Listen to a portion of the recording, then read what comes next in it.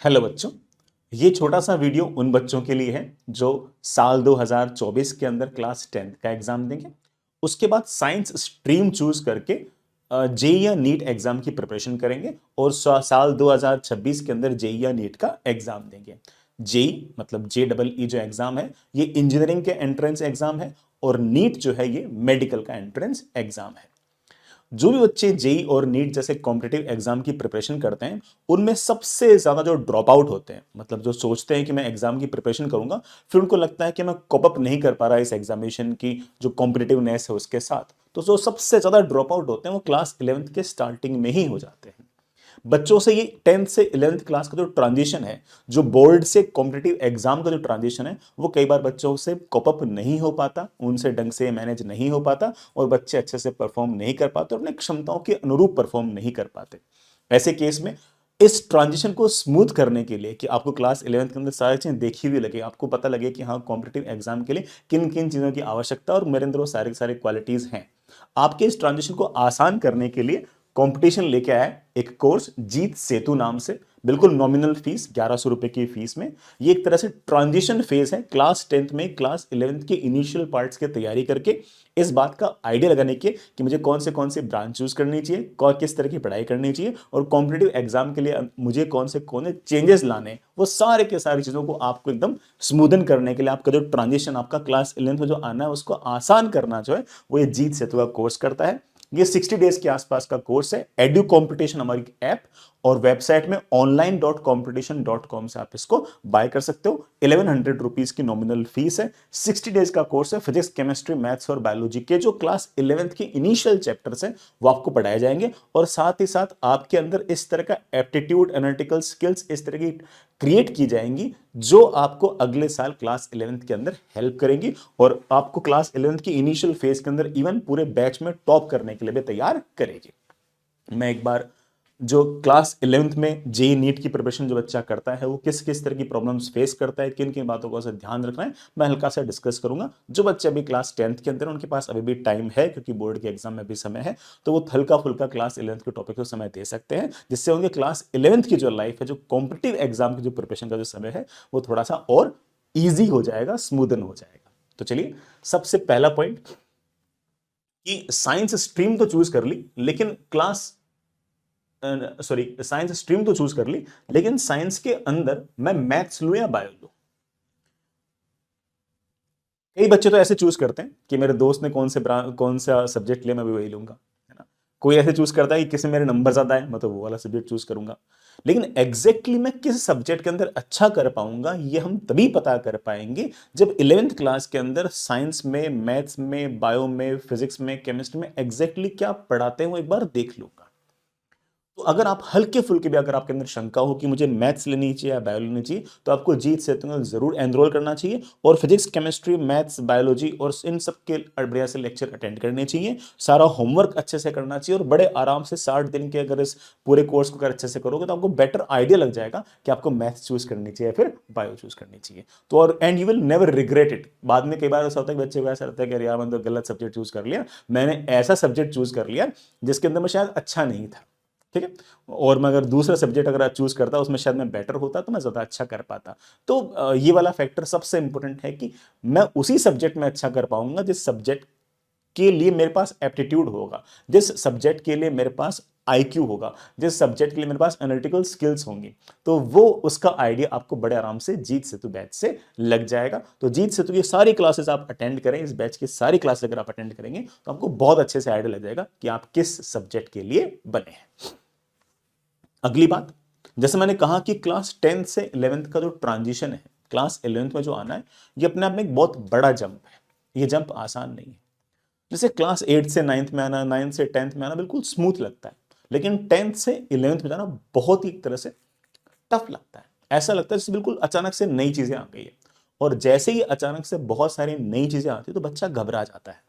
और बहुत सारा बच्चा तो ऐसा होता है जिसके अंदर क्षमताएं होती है, आईक्यू अच्छा होता है, एप्टीट्यूड अच्छा होता है, एग्जाम स्किल्स अच्छी होती हैं, एटीट्यूड अच्छा होता है, उसके बावजूद सिर्फ और सिर्फ वो इसलिए अच्छा नहीं कर पाता क्योंकि ये जो ट्रांजिशन वाला जो फेज था वो उसके अंदर कॉप अप नहीं कर पाया, उस ट्रांजिशन वाले फेज के अंदर वो अपने आप को संभाल नहीं पाया। और जैसा कि मैंने शुरुआत में कहा कि सबसे ज्यादा जो ड्रॉप आउट होते हैं किसी भी जेई या नीट के कॉम्पिटेटिव एग्जाम में, वो पहले 2-3 महीने में हो जाते हैं। उनको लगता है कि मेरे बस की बात ही नहीं है। अरे बस की बात है, बस आपको ये यकीन करना पड़ेगा कि आपको किसी तरह से ट्रांजिशन जो है 10th से 11th में आना जो ट्रांजिशन है ये थोड़ा सा इजी हो जाए। मैं एक एग्जांपल लेता हूं। जैसे ही बच्चा 11वीं क्लास के अंदर आता है, वैसे है ना वो खतरनाक खतरनाक मैथमेटिक्स देखता है, वो डिफरेंशिएशन देखता है, इंटीग्रेशन देखता है, वेक्टर्स देखता है और भयंकर तरीके से घबरा जाता है। जो नीट वाला बच्चा है, जो मेडिकल एग्जाम की प्रिपरेशन कर रहा है, वो भी फिजिक्स के पढ़ने के लिए जब ये सारे सारे टॉपिक्स देखता है तो उसका तो एकदम मन ही खराब हो जाता है कि यार ये कैसे कैसे खतरनाक खतरनाक टॉपिक लगा दी। और उसको लगता है कि पता नहीं मैं शायद कर पाऊंगा या नहीं कर पाऊंगा। अब उस बच्चे को बात समझनी चाहिए कि टॉपिक उतने टफ नहीं है। वो शुरुआत में दिखने में टफ लगते हैं, अगर एक बार अगर आपने कंसिस्टेंटली पढ़ाई की, लगातार अगर आप लगे रहे, अगर आपने प्रैक्टिस अच्छे से की, समझने की कोशिश की, समय दिया, तो यही सारे के सारे टॉपिक बड़े आराम से आगे जाकर आसान हो जाएंगे। लेकिन उसके लिए पेशेंस चाहिए, उसके लिए ऑफ कोर्स है ना आपको थोड़ा सा समय देना पड़ेगा। तो इसलिए सारे के सारे जो इनिशियल टॉपिक्स जो है ये हम जीत से तो हल्का हल्का पढ़ा रहे हैं, हल्का हल्का पढ़ा रहे हैं, जो क्लास 10th वाला बच्चा समझ भी सके। और जैसे वो क्लास 11th में जाए तो उसको लगे कि यार तो कितना आसान है, तुम्हारे सर ने पहले पढ़ाया था। और जैसे ही वो इस ज्ञान के साथ जाएगा, वो फिर किसी भी इंस्टीट्यूट के अंदर पढ़े, किसी ऑफलाइन में पढ़े, कहीं ऑनलाइन में पढ़े, तो उसको लगेगा कि हाँ यार हमें कंपटीशन वाले सर ने पढ़ाया था और इससे मेरे को जितने सर आज मेरे को चीजें पढ़ा रहे हैं उसमें 70% चीजें मेरे को पहले से आती हैं। वो पूरी क्लास में बाकी लोगों से आगे निकल जाएगा और वो देखेगा कई बच्चे जो है ना वो उसी डिफरेंशिएशन से, इंटीग्रेशन से, मोल से भयंकर तरह से घबराए पड़े हैं। और वही बच्चा जो कंपटीशन से जीत हेतु पढ़ के आया होगा, उसको लगेगा कि यार ये तो कितना आसान है, ये तो कितना इजी इजी सा है।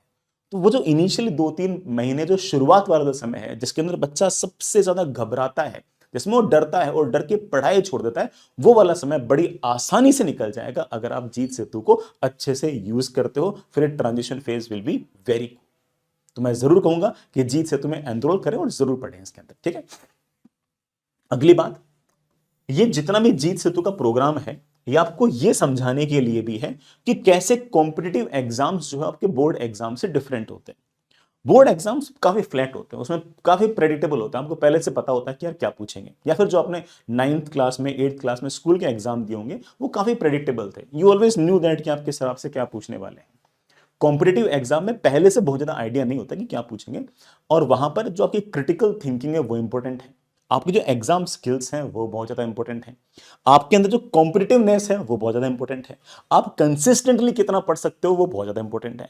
और ये सारे के सारे गुण अचानक से नहीं आते। अगर आप ये सोचो कि मैं जैसे क्लास 11th में आऊंगा सारे गुण आ जाएंगे, ऐसा नहीं है। आपको धीरे धीरे एक एक करके बेटा वहां पर पहुंचना पड़ेगा।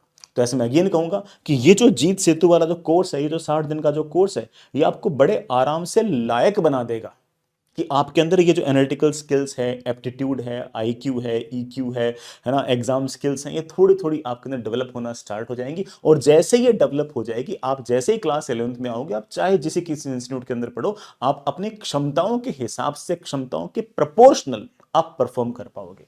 फिर ऐसा नहीं होगा कि अरे यार ना बाकी सब तो आता, बस ये एग्जाम स्किल्स अच्छी नहीं मेरी। अभी से तुम एग्जाम, अभी से आपके उसी तरह के एग्जाम हम लेना स्टार्ट कर देंगे जैसे जेई और नेट के अंदर एग्जाम लेते हैं, जैसे ऑब्जेक्टिव टाइप क्वेश्चंस लेना, जैसे क्रिटिकल थिंकिंग वाले सवाल पूछना। तो जैसे वो वाले सवाल बच्चे के सामने आएंगे, वो बच्चा बड़े आराम से उनको धीरे धीरे सीखता जाएगा और उसको पता लग जाएगा कि जेई या नेट के लिए इस तरह की चीजें मेरे लिए बहुत ही इंपॉर्टेंट है।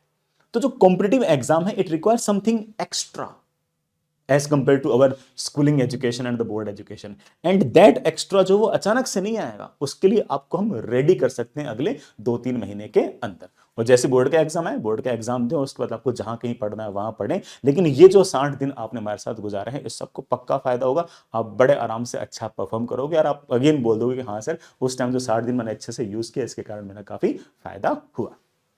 Next is prepare initial chapters and get a good head start। Physics, chemistry, mathematics और बायोलॉजी चारों के ही इनिशियल जो लेक्चर्स होंगे, जो एक तरह से बेस हैं पूरे के पूरे आपके जेई और नीट की प्रिपरेशन के, अगर आप ये इनिशियल चैप्टर थोड़े से अगर पढ़ के जाते हो तो आपको अगले साल 11th क्लास में एक अच्छा हेड स्टार्ट मिल जाएगा। आप थोड़े लोगों से आगे निकल जाओगे, आपकी रैंक थोड़ी सी बेटर आ जाएगी, आपके मार्क्स थोड़े से और बेटर आएंगे, आपकी अंडरस्टैंडिंग बाकी लोगों के मुकाबले थोड़ी सी और अच्छी होगी और आप आगे बाकी लोगों से काफी बेटर कर पाओगे। तो इसलिए मैं बिल्कुल सब बच्चों से कहूंगा कि कुछ करें ना करें, बिल्कुल नॉमिनल से फीस है, सिर्फ 1100 रुपए की फीस रखी है। ये बिल्कुल नॉमिनल से फीस रखी है इसलिए कि हर बच्चा इसको अफोर्ड कर सकता है, वो इसको पढ़ सकता है, और वो आगे जाकर ये नहीं बोलेगा कि अरे यार मेरे को तो है ना एक्सपोजर नहीं था, इस कारण से मैं ना 11th क्लास में अच्छा नहीं कर पाया। हम आपको एक्सपोजर दे रहे हैं, हम बता रहे हैं कि तुम्हें एग्जैक्टली बेटा कॉम्पिटेटिव एग्जाम के अंदर अच्छा करने के लिए क्या चाहिए। तो अगले 2-2.5 महीने के अंदर आपको बड़े आराम से तैयार कर देंगे किसी भी कॉम्पिटेटिव एग्जाम के अंदर अच्छा करने के लिए। फिर आपकी मर्जी है बेटा कि आप वहां पर जाकर किस तरह से पढ़ाई करें, कैसे पढ़ाई करें, है ना। और अगेन आप इस बात को पाओगे वहां जाके कि हाँ यार कॉम्पिटिशन के साथ जो मैंने तुम्हें बताए थे उससे मेरे को काफी सारा फायदा हुआ है। ये जो कोर्स है बेटा, इसमें फिजिक्स, केमिस्ट्री, मैथ्स और बायोलॉजी के लेक्चर होंगे, इन्हीं के टेस्ट भी होंगे, ठीक है, इन्हीं का स्टडी मटेरियल भी होगा। 60 डेज का बेटा ये कोर्स है। 29 मई 2023 से ये स्टार्ट हो जाएगा और लगभग लगभग 2 महीने के आसपास चलेगा। और उसके बाद तो ऑफ कोर्स बेटा आपके बोर्ड के एग्जाम आ जाएंगे तो आप बिजी हो जाओगे उसके बाद तो, ठीक है। 1100 रुपए का बेटा एक कोर्स है, बिल्कुल एकदम नॉमिनल फीस की, हर बच्चा उसको अवेल कर सके। और क्योंकि फिर बच्चा के बारे से बोलता है ना, इससे मेरे को तो इन्फॉर्मेशन नहीं थी, मेरे को तो ना इतना नॉलेज ही नहीं था, इसलिए मेरा 11th-12th क्लास खराब हो गई। अरे भाई हम आपको सारी इन्फॉर्मेशन दे रहे हैं, हम बता रहे हैं कि आपको कैसे हेड स्टार्ट मिलना है, कैसे आपको अच्छा करना है, ठीक है। एडू कॉम्पिटिशन बेटा हमारी ये ऐप है, यहां से आप इस बैच को बाय कर सकते हो। अगर आप वेब से अगर बाय करना चाहो तो online.competition.com से आप इसको बाय कर सकते हो। आपके मन में कोई भी शंका हो, कोर्स को लेके कोई शंका हो, या फिर बेटा मान लो कि लेट से आपको कोई सब्जेक्ट को लेके कोई शंका हो, कोई भी अगर बात हो, तो आप इन नंबर पे कॉल कर सकते हो, 4x8 4x021 और 7410900901, 1 की जगह आप 6 पे लगा सकते हो। तो मैं सभी बच्चों से कहूंगा, जो भी बच्चे अगले साल जेईई और नीट की प्रिपरेशन करने वाले हैं, बिल्कुल अगले साल से प्रिपरेशन करें, कोई दिक्कत नहीं है, लेकिन थोड़ा सा एक हेड स्टार्ट जरूर लें। और इससे आपकी लाइफ जो है, आपकी जो जर्नी है वो इतनी आसान हो जाएगी कि आपको लगेगा कि हाँ सर बिल्कुल सही कह रहे थे, और जो टफ वाला पीरियड था मेरा टफ ना हो कि बहुत ही आराम से गुजरा। और अगर एक बार किसी ने जेईई या नीट के प्रिपरेशन के पहले 3 महीने अगर अच्छे से निकाल लिए, फिर उसके 2 साल बड़े आराम से निकलते हैं।